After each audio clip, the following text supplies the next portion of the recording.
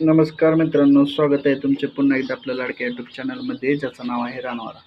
तर मित्रांनो, आपण नवीन माल भरलेला आहे. आता प्युअर गावरानचा लॉट आला आहे.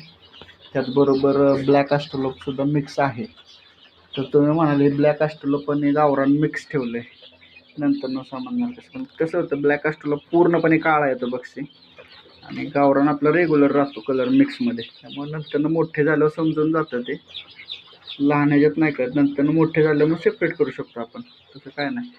पण गावरान, कावेरी, सोनाली जर तुम्ही मिक्स ठेवाल तर नाही समजणार. तर मित्रांनो, आजचा विषय काय होतं, पिल्लं ज्यावेळेस आपण आणतो आणि त्यांना खायला देतो आपण, 1-2 दिवसानंतर आपण बघतो की पिल्लांचं काय होतं, एखाद दुसऱ्या पक्षाच्या खालच्या साईडला आहे ना, अशी त्यांची घाण चिकटते. ती घाण पूर्णपणे निघत नाही. आता ह्यांना नाही आहे आपल्या पक्ष्यांना.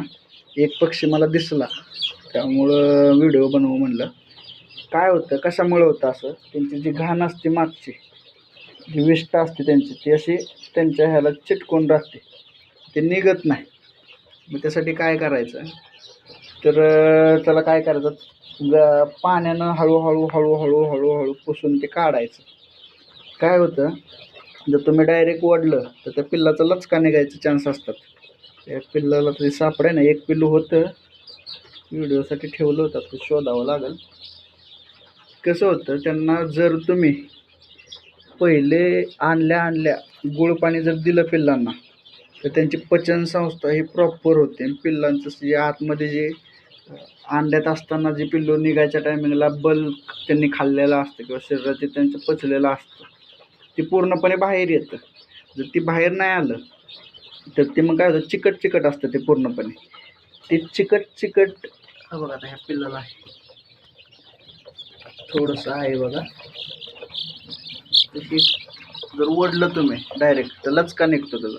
ते चिकट चिकट असल्यामुळं काय होतं, पिल्लाला तुम्ही जर खाद्य दुसरं काय दिलं तर ते चिटकून बसतं. गहू वगैरे तसलं काही द्यायचं नाही त्यांना, गव्हाचा वगैरे बरडा, मकाचा फक्त बरडा द्या. तर बघा, आता तुम्ही मकाचा बरडा बघता येतं, मकाचा बरडा आहे, ताटात दिला आहे आपण त्यांना, पेपर टाकलेला पहिल्या दिवशी. नंतर मग आता हे असं भांडी ठेवले, पहिले 2 दिवस मकाचा बरडा द्या, जेणेकरून काय होईल, म्हणजे पूर्णपणे आतमधनं जे चिकट पदार्थ आहे तो पूर्णपणे निघून जाईल. गुळ पाण्यानं वगैरे पचनसंस्था प्रॉपर होते त्यांची. त्यामुळे तुमची पिल्लं अशी मरणार नाहीत ते विष्ठा मागं चिटकून. आणि ही काळजी तुम्ही जर घेतली तर तुमचं नुकसान, ही पिल्लं मरायचं एक कारण आहे, हे सुद्धा तुमचं दूर होऊन जाईल. तर मित्रांनो, कशी वाटली व्हिडिओ नक्की कळवा.